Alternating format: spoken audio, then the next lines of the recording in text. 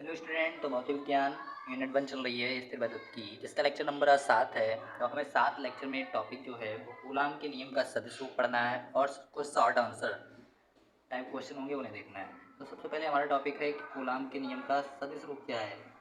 Coulomb के नियम का सदिश रूप, तो इसके बारे में चर्चा करते हैं कि कूलाम के नियम का सदिश रूप क्या है। तो चलिए देखते हैं कि कूलाम के नियम का सदिश रूप क्या है। पहला टॉपिक है हमारा, पहला टॉपिक है कूलाम के नियम का सदिश रूप। कूलाम के नियम का कूलाम के नियम का सदिश रूप। कूलाम के नियम का सदिश रूप क्या है देखिए। तो इसमें एक चित्र आता है, उस चित्र के माध्यम से समझेंगे कि कूलाम के नियम का सदिश रूप क्या है। वो चित्र क्या होता है कि जैसे कोई दो बिंदु आवेश हैं, एक यहाँ पे रखा हुआ है, एक यहाँ पे रखा हुआ है। कोई दो बिंदु आवेश हो गए, मान लिया Q1 और Q2 है। कोई दो बिंदु आवेश मान लीजिए Q1 और Q2 है, क्योंकि कूलाम का नियम बिंदु आवेश के कारण ही लगता है, तो हमें बिंदु आवेश को मानना ही पड़ेगा। तो दो बिंदु आवेश हैं Q1 और Q2। इस Q1 और Q2 के बीच की जो दूरी है वो है R। ठीक है, Q1 और Q2 के बीच की दूरी है। अब Q1 पर Q2 के द्वारा लगने वाला बल इधर की ओर होगा। भाई क्या होगा, दो के द्वारा एक पर लगेगा तो F12, दो से एक यानी Q। इसका मतलब क्या हो जाएगा, इसका मतलब हो जाएगा Q2 आवेश, एक का मतलब हो जाएगा Q1 आवेश। Q2 के द्वारा Q1 पर लगेगा तो यहाँ पर हो जाएगा F12। ऐसे ठीक इसी प्रकार इधर जब एक के द्वारा दूसरे पे लगेगा तो इधर हो जाएगा F21। यहाँ 2 वाला Q2 हो जाएगा और 1 वाला Q1 हो जाएगा। ठीक है, एक Q2 हो जाएगा, एक Q1 हो जाएगा। दिख रहा होगा, F21 दिया हुआ है। ठीक है, F21। अब इसके बाद जब इसके द्वारा इस पे बल लगा तो दूरी भी तो एक आएगी, जैसे इन दोनों के बीच की दूरी R है। जब 2 के द्वारा 1 पर लगेगा तो इसके लिए अलग दूरी होगी और इसके लिए अलग दूरी होगी। क्योंकि Q1 आवेश पर जब बल लगेगा तो दूरी ए वाली ली जाएगी, जो हो जाएगी R21, इधर हो जाएगी R12। ठीक है, क्योंकि यहाँ पर क्या है, F12 दो के द्वारा एक पर लगा तो इसी दिशा में लगा ना, इस वाली डायरेक्शन में। इसकी दिशा में इधर कौन सी दूरी पड़ रही है, ये वाली दूरी पड़ रही है। तो इसका संबंध किससे हो जाएगा, R21 से, क्योंकि डायरेक्शन देखो इधर भी इसकी ये डायरेक्शन जा रही है और इधर भी ये डायरेक्शन। ठीक है, और दूसरे के लिए R2 के लिए देखो यहाँ इधर Z डायरेक्शन जा रही है और इधर देखिए F2 के लिए ये डायरेक्शन है। ये दोनों एक जैसी डायरेक्शन है तो Z साथ साथ में ली जाएंगी। ठीक है, तो यहाँ से कूलाम के नियम में क्या लिखेंगे, माना दो बिंदु आवेश Q1 और Q2 एक दूसरे से R दूरी पर रखे हैं, तो Q1 आवेश पर Q2 के द्वारा लगने वाला बल जो हो जाएगा वो हो जाएगा F। Q1 आवेश पर Q2 के द्वारा लगने वाला बल F12 बराबर हो जाएगा 1/4 pi epsilon not into Q1 Q2 upon R square. अब देखो F12 जे है, इसकी डायरेक्शन जे है, इस डायरेक्शन में कौन सी दूरी है, R12, तो गुणा R, वो सॉरी R21 है ना, R21 इसकी डायरेक्शन के लिए यही दूरी तो आएगी R21, तो R21 इस पर लग जाएगा कैप, इसे बोलते हैं कैप, इसका मतलब होता है सदिश। ठीक है, तो F12 पे ए इतना बल लग जाएगा epsilon not Q1 Q2 R square R21। ठीक है, यहाँ पर क्या है, Q1 आवेश पर Q2 के द्वारा लगने वाला बल इतना हो गया। ठीक है, अब इसके बाद अगले देखें। अब मान लिया Q2 आवेश, जैसे चित्र के माध्यम से समझो। अब ये है Q1 आवेश, इधर है Q2 आवेश, तो Q1 के द्वारा Q2 पर लगने वाला बल जो हो जाएगा वो हो जाएगा Q1 के द्वारा, जिसके द्वारा लगेगा वो पीछे आ जाएगा, तो F21 एक के द्वारा दो पर बल लगेगा, यानी कि एक से दो पर बल लगेगा। ठीक है, तो F21 हो जाएगा 1/4 pi epsilon not into Q1 Q2 upon R square. ये तो इतना चलना ही चलना कॉमन, ये सब में इतना चलेगा, इधर भी देखो चल रहा है। ठीक है, गुणा अब देखो हमने निकाला है एक के द्वारा दो पर लगने वाला, और एक के द्वारा दो पर डायरेक्शन इसकी ज़्यादा ही है, तो डायरेक्शन इधर देखो बल इधर साइड में लग रहा है F21, तो इसकी डायरेक्शन यही तो हो जाएगी R12, तो यहाँ हो जाएगा R12 इसका कैप यानी कि सदिश है, ये हो जाएगा कूलाम के नियम का सदिश रूप। ठीक है, कूलाम के नियम का सदिश रूप, जो कि कूलाम का नियम बहुत इम्पॉर्टेंट टॉपिक है। कूलाम का जो नियम है बहुत इम्पॉर्टेंट है, वैसे भी तो है और सदिश रूप में पूछा जाता है, इसलिए बहुत इम्पॉर्टेंट है, क्योंकि कूलाम का नियम सदिश रूप में अवश्य ही पूछा जाता है एग्जाम में, इसलिए बच्चे नहीं कर पाते हैं, गलत हो जाता है। तो मैंने आपको बहुत ईजी वे में समझाया कि कैसे क्या करना है, केवल डायरेक्शन देखनी है किसकी, जैसे बल इधर लग रहा है तो इसकी दूरी भी इसी डायरेक्शन में होनी चाहिए, इस डायरेक्शन में ये वाली दूरी हो रही है देखो है, और इस डायरेक्शन में इस बल के लिए दूरी हो रही है, तो समझ में आ गया होगा आपके लिए। और अगर किसी को कोई प्रॉब्लम हो रही हो तो मुझे कमेंट में फिर समझा दूँगा। ठीक है, चलिए फिर इसके बाद देखते हैं कुछ शॉर्ट आंसर कैसे क्या है, लेकिन एक क्वेश्चन और आता है वो बता रहा हूँ मैं आपको बहुत सारे क्वेश्चन बता दूंगा जो उससे रिलेटेड होंगे। जैसे एक क्वेश्चन आता है, आपने पहले पढ़ा था कि अच्छी स्थिति, दूसरा क्वेश्चन बता रहा हूँ, दूसरा क्वेश्चन बता रहा हूँ, अच्छी स्थिति में तीव्रता जो होती है वो बराबर होती है 2 गुणा निरक्षीय स्थिति में तीव्रता, निरक्षीय स्थिति में तीव्रता। अब कुछ लोग कह रहेंगे कि सर जी कैसे क्या होता है, क्योंकि अच्छी स्थिति में वैद्युत क्षेत्र की तीव्रता जो होती है वो होती है 1/4 pi epsilon not into 2p/r³, इतनी होती है अच्छी स्थिति में तीव्रता। ये हो गई अच्छी स्थिति के लिए तीव्रता। निरक्षीय स्थिति के लिए तीव्रता क्या होती है वो देखो भाई, निरक्षीय स्थिति में तीव्रता क्या होती है, इस स्थिति में तीव्रता होती है 1/4 pi epsilon not into p/r³, ये निरक्षीय स्थिति में तीव्रता होती है। देखो 1/4 पाई एप्सिलॉन नॉट कॉमन है, p/r³ कॉमन है, यहाँ दो ही तो ज़्यादा हैं, तो दो ज़्यादा यहाँ जो हैं वो इस तरह अगर 2 से गुणा कर दें, 2 गुणा कर दें तो दोनों बराबर हो जाएंगे, अगर 2 से गुणा कर देंगे तो यहाँ 2 आ जाएगा तो बराबर हो जाएंगे।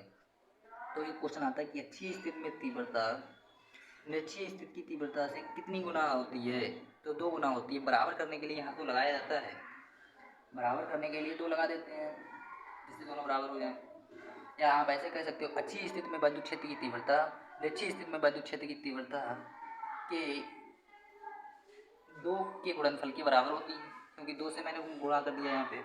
अब ऐसे आता है यहाँ से देखो इतना मात्र डिफरेंस रहा, ये इतना बराबर है दोनों में, तो इसे छोड़ दो, यहाँ क्या है 2p और यहाँ क्या है p है, दोनों में r³ कॉमन चल रहा है, मान लिया r³ हटा दो, कैंसिल कर दो, तो यहाँ p तो बचेगा। तो अच्छी स्थिति में 2 गुनी चल रही है, केवल अच्छी स्थिति में 2 गुनी नहीं चल रही, तो आप इसे ऐसे कह सकते हो कि अच्छी स्थिति में वैद्युत क्षेत्र की तीव्रता निरक्षीय स्थिति में वैद्युत क्षेत्र की तीव्रता की 2 गुनी होती है, यह निरक्षीय स्थिति में वैद्युत क्षेत्र की तीव्रता अच्छी स्थिति में वैद्युत क्षेत्र की तीव्रता की आधी होती है। ठीक है, तो दोनों में रिलेशन आप समझ गए होंगे कि अच्छी स्थिति में वैद्युत क्षेत्र की तीव्रता निरक्षीय, जैसे मान लीजिए यहाँ अगर इसे E1 मान लें, इसकी तीव्रता को E1 मान लिया, क्या मान लिया E1 मान लिया, और इधर इसकी तीव्रता को अगर E2 मान लें, दोनों की तीव्रता E2 मान लें, तो हम कह सकते हैं यहाँ से कंक्लूजन जो हमारा निकल रहा है वो हो जाएगा E1 बराबर 2E2 हो गया, E1 बराबर 2E2 बराबर करने के लिए, लेकिन अगर यहाँ से तुलना करें तो यहाँ से हो जाएगा 2E1 बराबर E2, ये तो यहाँ से है बराबर करने के लिए, बराबर करने के लिए, लेकिन सही कौन सा होता है, अधिकांशतः जी सही चलता है, क्योंकि इसमें होता क्या है, ये सीधे पता चल रहा है कि अच्छी स्थिति में वैद्युत क्षेत्र की तीव्रता 2 गुनी हो रही है, तो 2 गुनी हो गई, वो अच्छी स्थिति के 2 गुने के बराबर होती है। ठीक है, अब बराबर करने के लिए आप कहें तो बराबर दोनों ऐसे ही हो जाएंगे, यहाँ से दोनों बराबर होते हैं, क्योंकि E1 में जो 2 होते हैं वो इधर मल्टीप्लाई 2 से कर दो, बराबर हो जाएगी। तो चलिए आप लोगों को समझ में आ गया होगा, आई होप, मुझे आशा है कि आप लोग अच्छे तरीके से सीख रहे होंगे। अगर कहीं किसी को प्रॉब्लम हो तो कमेंट करें, मैं समझा दूंगा। ठीक है, एक तो यहाँ से ये संबंध हो गया अच्छी और अच्छी स्थिति में तीव्रता का। इसके बाद एक क्वेश्चन आ जाता है एग्जाम में, एक क्वेश्चन क्या आ जाता है वो समझिएगा। कभी कभी क्वेश्चन आ जाता है कि अगर ना तो अच्छी स्थिति हो, ना तो ना तो अच्छी स्थिति हो और ना ही अच्छी ना तो अच्छी हो और ना ही अच्छी स्थिति हो, तब वैद्युत क्षेत्र की तीव्रता ई बराबर होता है 1/4 pi epsilon into P upon R cube. ये तो कितना, ये तो आपने पढ़ा होगा, इतना तो होता है निरक्षीय स्थिति का। और क्या करना है इसमें, इंटू √1+3 cos² थीटा, इतना और छोड़ देना है, √1+3 cos² थीटा। तो यही आपका हो जाएगा तीव्रता के लिए व्यंजक। कौन सी तीव्रता के लिए, जो ना तो अच्छी स्थिति में हो और ना ही निरक्षीय स्थिति में हो। यहाँ ना तो तुम्हारी अच्छी स्थिति लगेगी और ना ही निरक्षीय स्थिति लगेगी, ठीक है। अगर अन्य किसी एंगल पे है, एंगल इसीलिए आता है, तो यहाँ पर ये वाला सूत्र लगेगा, ई बराबर 1/4 पाई एप्सिलॉन गुणा P upon R cube into 1+3 cos² theta का वर्गमूल, ठीक है। तो ये फार्मूला इंपॉर्टेंट है, आप इसे नोट कर लें, क्योंकि एग्जाम में आता है कि जब ना तो अच्छी स्थिति हो ना निरक्षीय स्थिति हो तो तीव्रता के लिए व्यंजक बताएं। तो वो यही होता है, इसका डेरिवेशन होता है, बट डेरिवेशन ज़्यादा इंपॉर्टेंट नहीं है जितना कि इसका फार्मूला है। तो आप इसके फार्मूले को नोट करें और याद करें, जिससे कि आप एग्जाम में बेहतर सफलता हासिल कर सकें, ठीक है। तो इसके बाद और कुछ शॉर्ट आंसर देखे जाएँ कैसे क्या होते हैं। एक आ जाता है क्वेश्चन कभी कभी, और वैसे कभी कभी क्या क्वेश्चन इंपॉर्टेंट ही मैं आपको बता रहा हूँ जो आए हुए हैं। जैसे अगला क्वेश्चन आ जाता है, अगला क्वेश्चन जो है, जब कोई परावैद्युत पदार्थ किसी माध्यम में रखा होता है, मान लीजिए कोई कुचालक पदार्थ है, क्योंकि परावैद्युत कुचालक ही होते हैं, कोई कुचालक पदार्थ किसी माध्यम में रखा है, तो परावैद्युतांक क्या होगा। तो परावैद्युतांक क्या होगा, कोई माध्यम में रखा है तो परावैद्युतांक क्या होगा। इसके ऑप्शन दे रहा हूँ, पहला हो जाएगा -3, दूसरा हो जाएगा 0, तीसरा हो जाएगा 0.6 और चौथा आपका ऑप्शन हो जाएगा 6.0। तो आपको बताना है, आपका 6.0 है, ठीक है। तो आपको बताना है कि कुचालक पदार्थ कोई माध्यम में है तो परावैद्युतांक क्या होगा। देखो मैंने आपको बताया था, किसी भी पदार्थ का अगर परावैद्युतांक होता है वो हमेशा क्या होता है, 0 से बड़ा होता है। किसी भी पदार्थ का परावैद्युतांक होता है वो 0 से बड़ा होता है, या दूसरे शब्दों में कह सकते हैं किसी भी पदार्थ का परावैद्युतांक, किसी भी पदार्थ का परावैद्युतांक हमेशा 1 या 1 से बड़ा होता है, 1 से कम किसी का नहीं होता, क्योंकि निर्वात एक ऐसा माध्यम है जिसका खुद का अपना परावैद्युतांक 1 होता है। जब निर्वात का खुद का अपना 1 हो गया तो इससे तो बड़े ही होंगे सभी। तो यहाँ देखो ये है -3, ये तो नहीं ही होगा, माइनस का होता ही नहीं है, हमेशा 1 या 1 से बड़ा होता है। और आगे दिया हुआ है 0, 0 भी नहीं होगा क्योंकि हमेशा 1 से बड़ा होता है, अभी आपके लिए बताया था। ये है 0.6, ये भी 1 से छोटा है तो ये भी नहीं हो पाएगा। और 6.0 यानी कि किसी दशमलव के बाद 0 होते हैं वो तो कैंसिल हो जाते हैं, तो यही ऑप्शन ठीक है। तो ऑप्शन नंबर 6 आपका ठीक है, सही है। इसके बाद नेक्स्ट क्वेश्चन देखिएगा, अगला क्वेश्चन क्या है।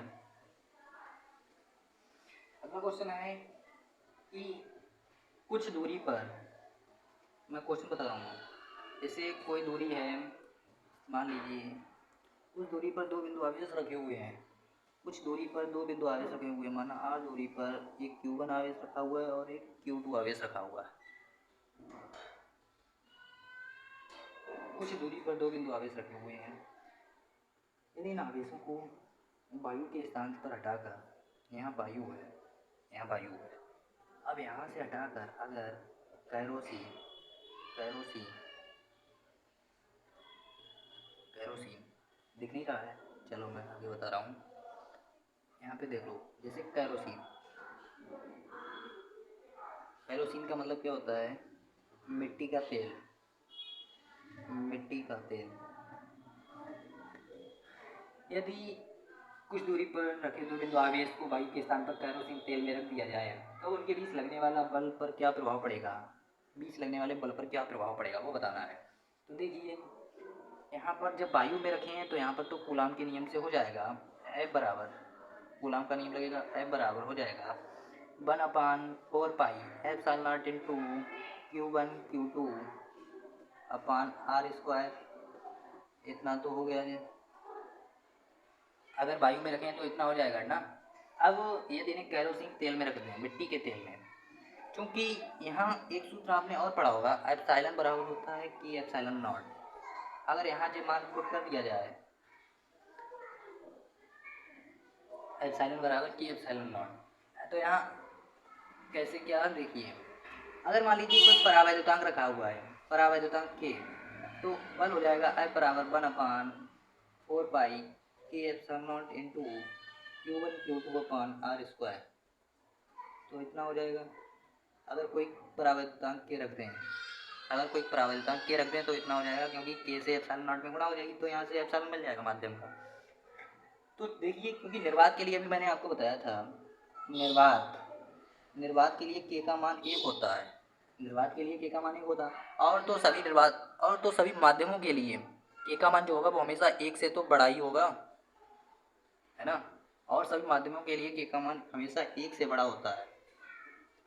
तो देखिए अब केरोसिन कोई माध्यम ही तो है, मिट्टी का तेल, इसके लिए के का मान जब 1 से बड़ा होगा तो यहाँ भी 1 से बड़ा ही रखा जाएगा। मान लीजिए के का मान 10 मान लिया, 4 पाई 5 मान लो, कुछ भी मान लो, 5 एप्सिलॉन गुणा Q1 Q2 अपान R स्क्वायर, इतना बन गया। यहाँ से लिख दो माना के बराबर 5। हमने के बराबर यहाँ से 5 माना, के बराबर 5 मान लिया तो 5 की जगह यहाँ आ गया, ऐसा के की जगह 5 आ गया, तो इतना बना जाके। अब यहाँ से आपको क्या दिख रहा है कि जो 5 है वो बटे में है, यानी कि कम हो रहा है बल, इनके बीच लगने वाला बल कम हो रहा है। अब एक सीधे संबंध डायरेक्ट आता है, F समानुपाती होता है 1/K। के का मान कम होगा तो F का मान ज़्यादा होगा। अब यहाँ के का मान कितना है 1/5। अब 1/5 है, 5 से जब 1 को भाग करोगे तो 0.2 हो जाएगा ना, 1/5 0.2 हो गया। तो इनके बीच लगने वाला बल कम हो जाएगा। क्यों ऐसे कम हो गया?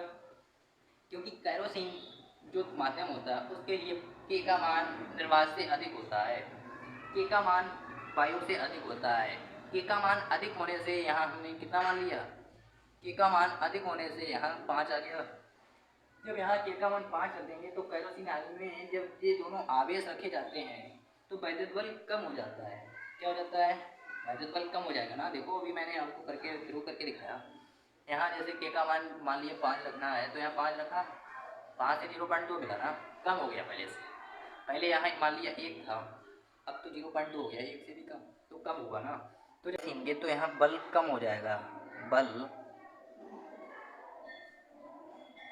कम हो जाएगा, ठीक है, बल कम हो जाएगा। ऐसे ये क्वेश्चन आता है। अगला क्वेश्चन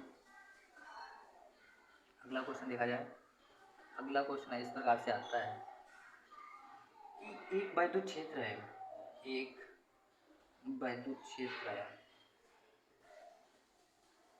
वह किन किरणों को विक्षेपित कर सकता है। तो मान लीजिए एक वैद्युत क्षेत्र विक्षेपित कर सकता है, ऑप्शन दिए हुए हैं। ऑप्शन क्या क्या है? पहला है गामा किरणें, पहला है गामा किरणें, दूसरा है एक्स किरणें, दूसरा है एक्स किरणें, तीसरा है अल्फा किरणें, और चौथा ऑप्शन है न्यूट्रॉन। तो बताइए आप लोग, कमेंट करके बताओ कि एक वैद्युत क्षेत्र विक्षेपित कर सकता है गामा किरणें, एक्स किरणें, अल्फा किरणें या न्यूट्रॉन। तो अपना दिमाग लगाओ और बताओ क्या आएगा इसमें। देखो मैं बताता हूँ, आप लोगों ने अपना ऑप्शन चूज कर लिया होगा, कौन सा सही है वो देखना, सही है गलत है। एक वैद्युत क्षेत्र विक्षेपित कर सकता है। गामा किरणें तो फोटान होती हैं, फोटान होते हैं, और फोटान तो कभी विक्षेपित करेगा ही नहीं किसी माध्यम को, तो ये तो ऑप्शन गलती हो जाएगा। फोटान हमेशा सीधे निकल जाता है। और एक्स किरणें भी फोटान ही होती हैं। एक्स किरणें जो होती हैं ये भी फोटान ही होती हैं। ये भी सीधी निकल जाएंगी, कोई फर्क ही नहीं पड़ेगा, सरल रेखीय गति करती हैं ये वैद्युत क्षेत्र में।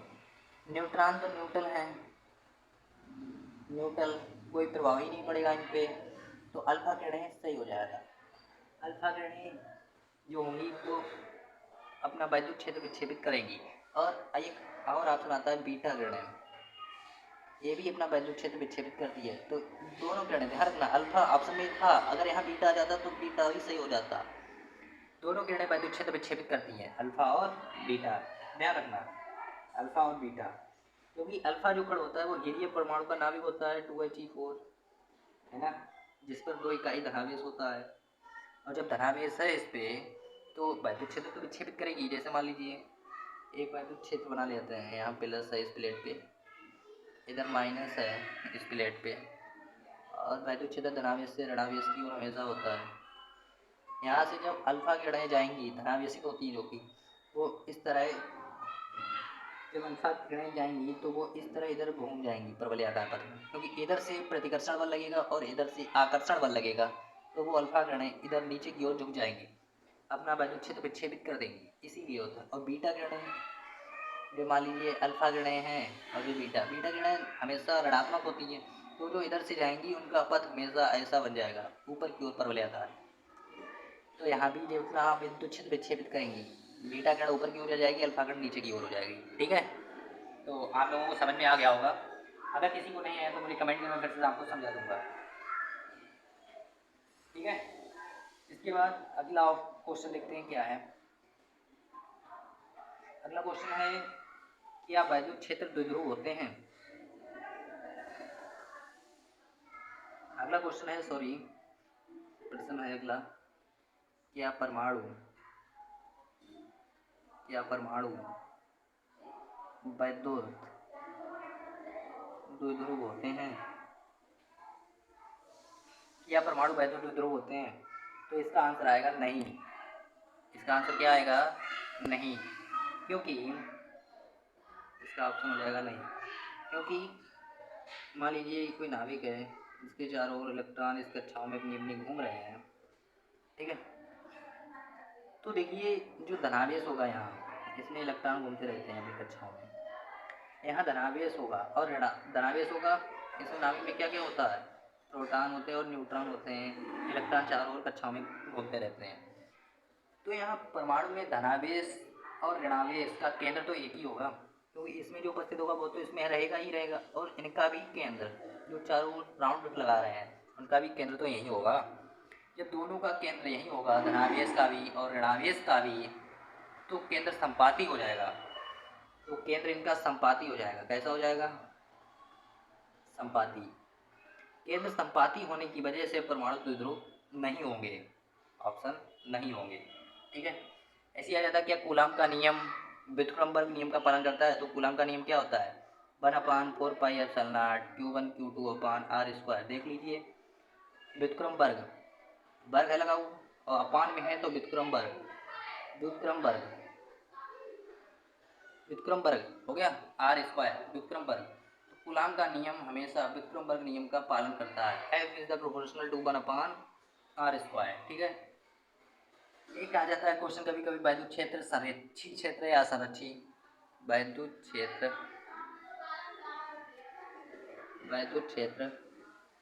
संरक्षी क्षेत्र है। मैंने आपको ये जब वैद्युत क्षेत्र गुरुत्वाकर्षण बल, यानी कि वैद्युत बल गुरुत्वाकर्षण बल पढ़ाया, तो ये क्वेश्चन आ जाता है, आवेश का सबसे छोटा तथा सबसे बड़ा मात्रक, ये मैं बता रहा हूँ, आप नोट कर लेंगे। जैसे आवेश का सबसे छोटा मात्रक, आवेश का सबसे छोटा मात्रक क्या होता है? आवेश का सबसे छोटा मात्रक होता है स्टेट कूलाम कामा फ्रैंकलिन स्टेट कूलम गामा फ्रैंकलिन दोनों आवेश के छोटे मात्रक होते हैं। ऐसे ही आ जाए अगर आवेश का आवेश का सबसे बड़ा मात्रक, तो आवेश का सबसे बड़ा मात्रक क्या होता है? फैराडे। ध्यान रखिएगा, आवेश का सबसे बड़ा मात्रक फैराडे होता है और आवेश का सबसे छोटा मात्रक स्टेट कूलम या फ्रैंकलिन होता है। यहीं से एक सवाल पूछ लेता है कि बताइए, वैसे आवेश का तो ऐसा ही मात्रक, इनका दोनों का ऐसा ही मात्रक जो होता है, ऐसा ही मात्रक वो होता है कूलाम। क्या होता है? ऐसा ही मात्रक आवेश का ऐसा ही मात्रक होता है कूलाम। ठीक है, सबसे छोटा मात्रक होता है स्टेट वोल्ट या फ्रैंकलिन, सबसे बड़ा मात्रक होता है फैराडे। यहीं से आता है एक फैराडे कितने कूलाम के बराबर होता है? तो 96,500 कूलाम के बराबर होता है। आप इसे नोट कर लें, एक फैराडे बराबर होता है 96,500 कूलाम।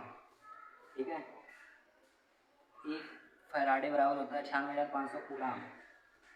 इसके बाद आता है किसी वस्तु को आवेशित करने की विधियां। मैंने स्टार्टिंग में पढ़ाई थी 3 विधि। किसी वस्तु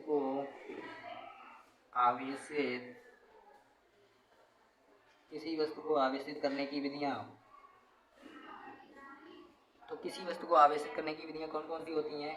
3 विधि होती हैं। नंबर 1, पहली विधि क्या होती है? पहली विधि होती है घर्षण विधि। दूसरी होती है चालन विधि। घर्षण विधि दूसरी होगी, चालन विधि तीसरी होती है प्रेरण। कौन सी होती है? प्रेरण विधि। 3 विधियां होती हैं, घर्षण, चालन और वैद्युत प्रेरण विधि। एक घर्षण विधि चलती है, इसके द्वारा किसी वस्तु को आवेशित किया जाता है, चालन के द्वारा भी और प्रेरण के द्वारा भी।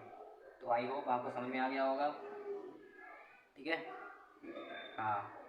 एक क्वेश्चन अभी मैंने आपको बताया था, किसी आवेशित कण को वैद्युत क्षेत्र में गति कराने पर उसका पथ कैसा हो जाता है? तो देखिए, मैंने अभी किसी आवेशित कण को वैद्युत क्षेत्र में गति कराने पर उसका पथ कैसा हो जाता है?